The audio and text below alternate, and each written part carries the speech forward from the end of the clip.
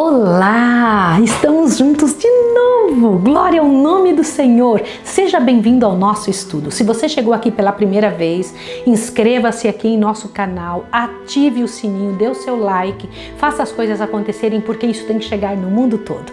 Vamos em mais um estudo? As 7 últimas pragas.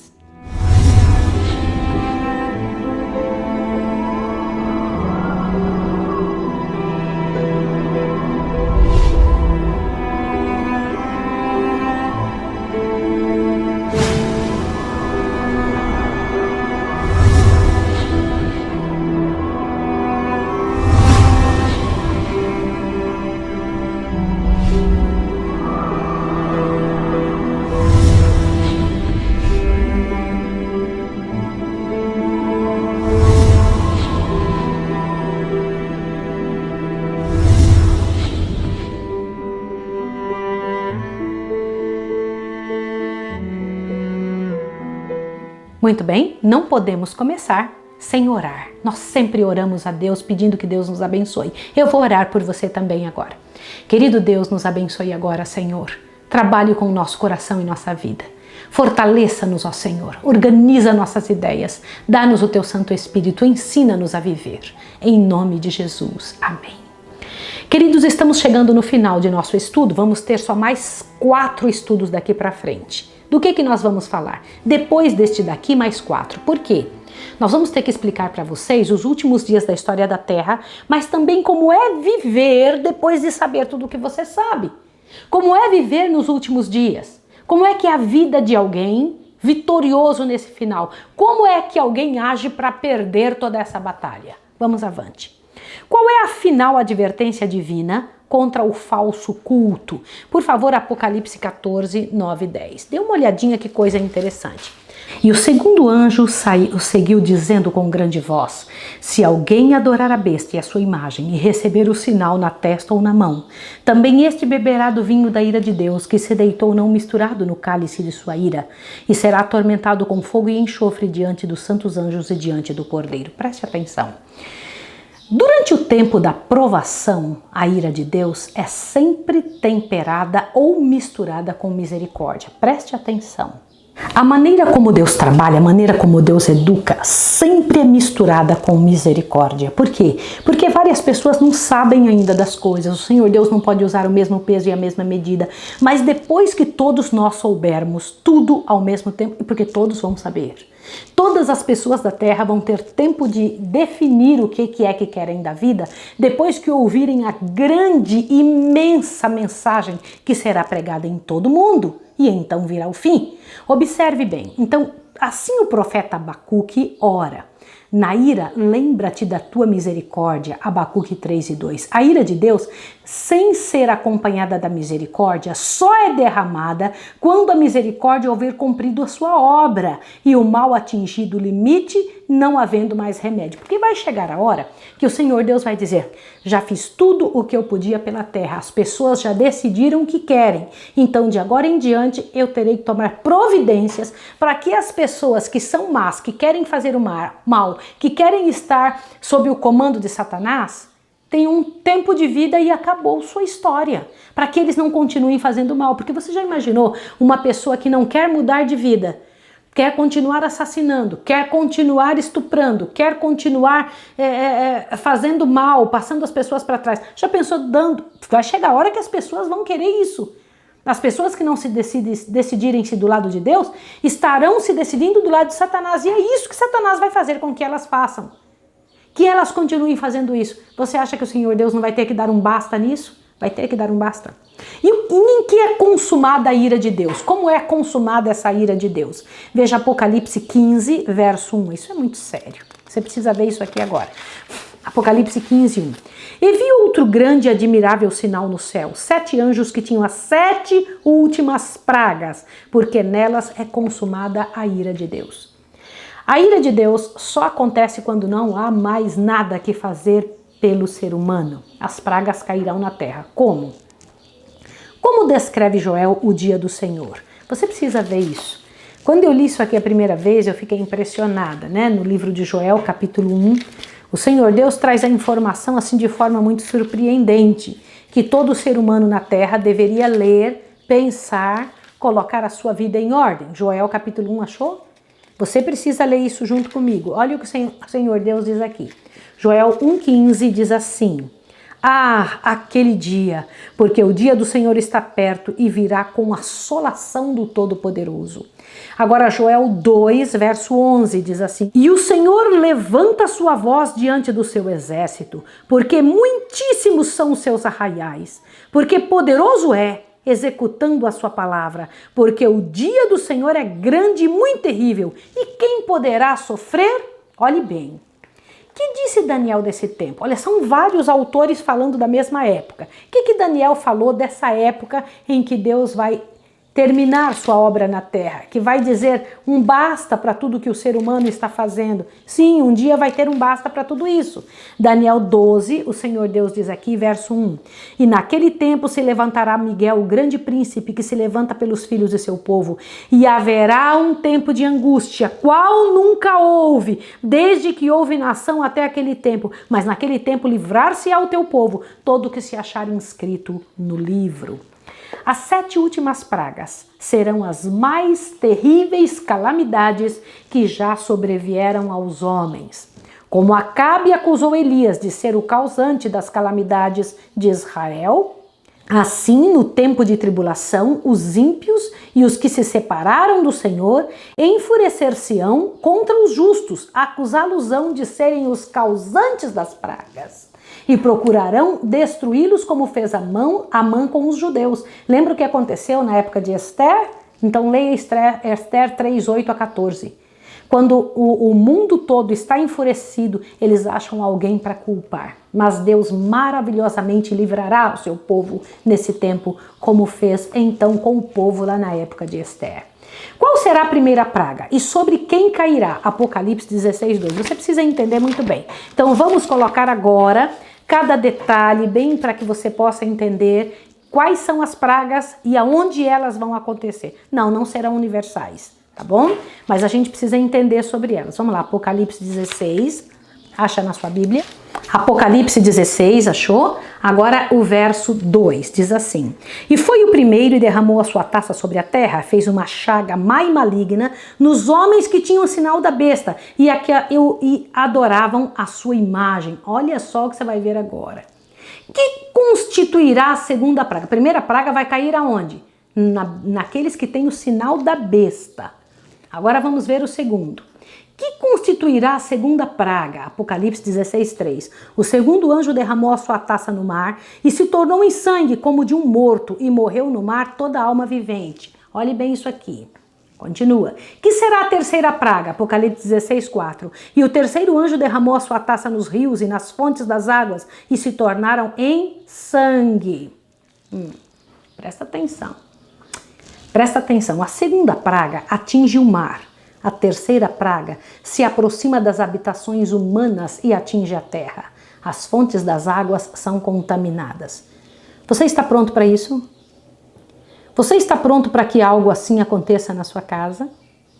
Esses dias uma das meninas que trabalham conosco, dando estudos bíblicos aí numa das cidades em mais necessidade, ela me disse: mamãe, aqui só tem água uma vez por mês, a gente tem que ficar de olho para ver quando a água vem. Porque se nós não ficarmos de olho, a gente perde a água e não tem mais nem como lavar roupa, não tem o que fazer. Você já pensou na hora que o mundo ficar assim? Uma boa parte do planeta, avante. Por que nessas pragas o Senhor dá aos homens sangue a beber? Olha que coisa interessante. Dá uma olhadinha, Apocalipse 16, 6. Olhe bem. Visto como derramaram o sangue dos santos e dos profetas, também tu lhes dás de beber a sangue, porque disso são merecedores. Isso me faz pensar muito, né? Então, a primeira praga são chagas malignas. A segunda praga cai sobre o mar e ele se transforma em sangue de morto. A terceira praga nos rios e nas fontes das águas. Percebeu? Interessante. Nisto é revelada a aversão de Deus contra a opressão e perseguição. As pragas constituem a reprovação de Deus contra tremendas formas de pecado. Que constitui a quarta praga? Apocalipse 16, 8. Dá uma olhadinha. Apocalipse 16, verso 8 diz assim: E o quarto anjo derramou a sua taça sobre o sol, e foi-lhe permitido que abrasasse os homens com fogo. O culto ao sol é a mais antiga e mais generalizada de todas as formas de idolatria. Sunday, dia do sol, guardar o domingo. Nesta praga, Deus manifesta a sua desaprovação por esta forma de idolatria. Aquilo que for adorado como Deus se torna uma praga e tormento.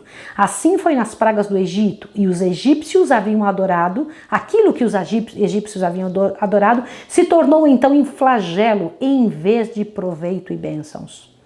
Arrepender-se-ão os homens à vista de tão terrível juízo? Você acha que eles vão ficar arrependidos? Dá uma olhadinha no verso 9 do capítulo 16. E os homens foram abrasados com grande calores e blasfemaram o nome de Deus que tem poder sobre estas pragas. E não se arrependeram para dar-lhe glória. As pessoas vão se arrepender? Não. Durante as pragas as pessoas não vão ter mais chance de se arrepender. É isso mesmo que você está ouvindo. Que será a quinta praga? No verso 10. Do capítulo 16. E o quinto anjo derramou sua taça sobre o trono da besta e o seu reino, e se fez tenebroso, e os homens mordiam a língua de dor. Veja isso aqui. Esta praga fere a própria sede da grande apostasia dos últimos dias, o papado. Assemelhar-se-á sem dúvida a praga idêntica no Egito, que era uma escuridão que podia ser sentida. Se você for lá em Êxodo 10, 21, você vai ver que isso já aconteceu antes. Por essa praga, o despotismo iníquo, arrogante e apóstata, que se diz possuir toda a verdade e a luz do mundo, é amortalhada nas trevas da meia-noite. Isso mesmo. Que ocorre sob a sexta praga? Apocalipse 16, 12. O sexto anjo derramou a sua taça sobre o grande rio Eufrates. A sua água secou-se para que preparasse o caminho dos reis do Oriente.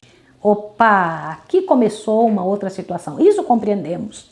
Se refere à extinção do Império Turco pelas grandes potências do mundo como passo preparatório para a Batalha do Armagedon. Você já percebeu que todas as grandes guerras e os grandes envolvimentos políticos estão no Oriente?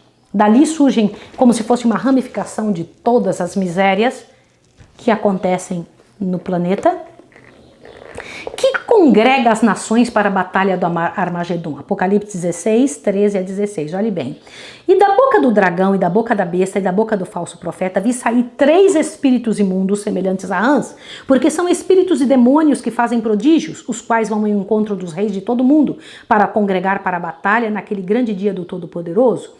Agora, veja mais até o 16. Eis que venho como ladrão, bem-aventurados aquele que vigia e guarda suas vestes, para que não ande nu e não se veja suas vergonhas. E os congregaram no lugar que em hebraico se chama Armagedon. Presta atenção aqui. Esta passagem se revela ser o espírito de Satanás que instiga os homens para a guerra e explica por que as grandes nações do mundo fazem tais preparativos para a luta. O dragão representa o paganismo, a besta, o papado, o falso profeta, o protestantismo apostatado. As 3 grandes apostasias religiosas desde os tempos do dilúvio. Já pensou isso? Nesse tempo, que evento estará iminente? Apocalipse 16, 15, olhe bem. Eis que venho como ladrão, bem-aventurado aquele que vigia e guarda suas vestes, para que não ande nu e não se veja suas vergonhas. Naturalmente, o evento que está iminente é a volta de Jesus. Que ocorrerá ao ser derramada a 7ª praga? Agora vem algo muito interessante. Está no verso Apocalipse 16, verso 17 e 19. E os congregaram no lugar que em hebraico se chama Armagedon, e o 7º anjo derramou a sua taça no ar. E saiu grande voz do templo do céu, do trono, dizendo: está feito. Agora veja mais. E houve vozes e trovões e relâmpagos e um grande terremoto, como nunca havia tido, desde que há homem sobre a terra. Tal foi este grande terremoto. E as grandes cidades se fendeu-se em 3 partes, e as cidades das nações caíram. E da grande Babilônia se lembrou Deus para lhe dar o cálice do vinho da indignação de sua ira. Olhe bem isso daqui. Que acompanha esse terremoto? Jó 38, 22. Olha o que Deus diz, o que vai acontecer na hora que acontecer esse grande terremoto. Vai acontecer um grande terremoto? Sim. Presta atenção agora, o que vai acompanhar, o que vai vir junto com esse terremoto. Jó 38, encha seu coração para que você observe a coisa agora. Jó 38, 22, 23. Ou entraste tu até os tesouros da neve e viste os tesouros da saraiva, que eu retenho até o tempo de angústia, até o dia da peleja e da guerra? Você sabia que dentro da terra Deus guarda fogo para soltar na hora certa? É isso mesmo que você está ouvindo. Eu falo isso com muita tristeza, porque essa é a verdade. Esse grande terremoto fará subir o que da terra? Salmo 7 também relembra-nos a mesma situação. Vai lá em Salmo capítulo 7. Jó já, quando ouviu Deus falando, Deus fala, eu guardo um fogo debaixo da terra para o dia em que eu vou ter que fazer juízo sobre a terra. Agora, em Salmo 7, por favor, observe o que está escrito. Salmo 7, versos 11 e 13, diz assim. Olha lá. Deus é um juiz justo, um Deus que se ira todos os dias. Se o homem se não se converter, Deus afiará sua espada, já tem armado seu arco e está aparelhado. E já para ele preparou armas mortais e porá em ação as suas setas inflamadas contra os perseguidores. É isso mesmo. As pessoas que não quiserem se arrepender terão que dar conta de sua própria história de uma outra maneira. Que será o Senhor para seu povo nesse tempo? Olha bem, presta atenção que está escrito em Joel 3,16. Vai um pouquinho, Joel. Como é que vai ser para o povo de Deus nessa época? Vai no livro de Joel, por favor, e observe o que Deus diz aqui para o seu povo. Joel, capítulo 3, verso 16. Nós vamos parar esse estudo aqui, porque a parte principal dele virá na próxima vez. Joel 3, verso 16 diz assim, ó, olhe bem. E o Senhor bramará de Sião e dará sua voz de Jerusalém e os céus.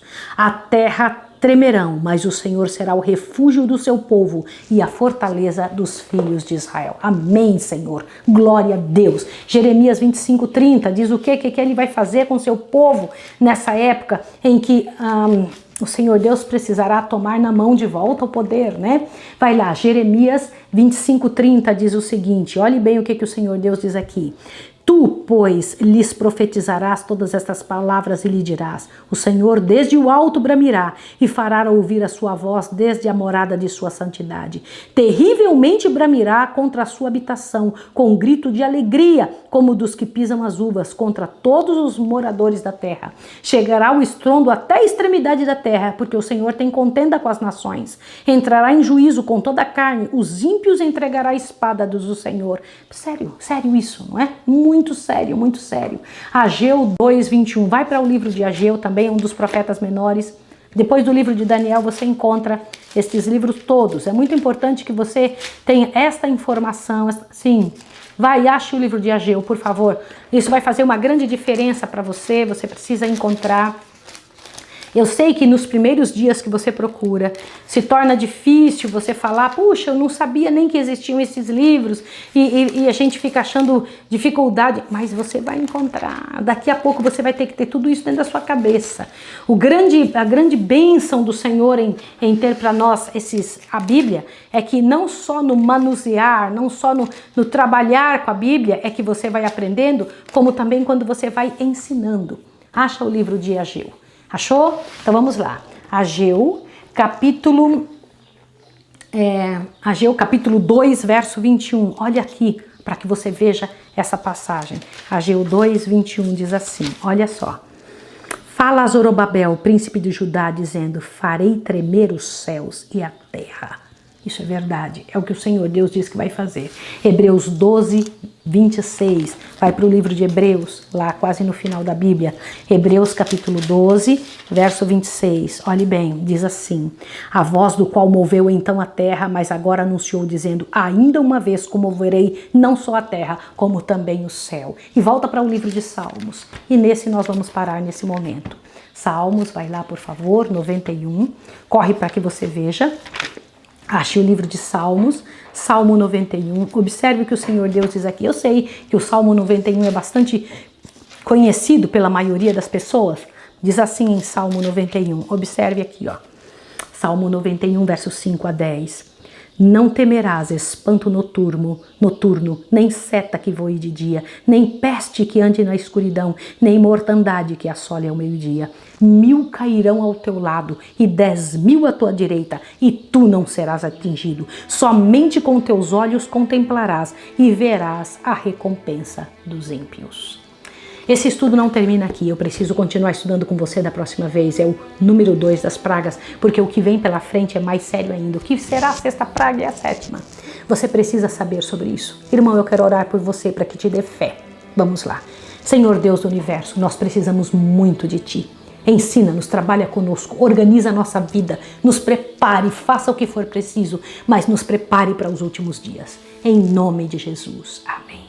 Que Deus abençoe você. Não falte no próximo estudo. Um abraço.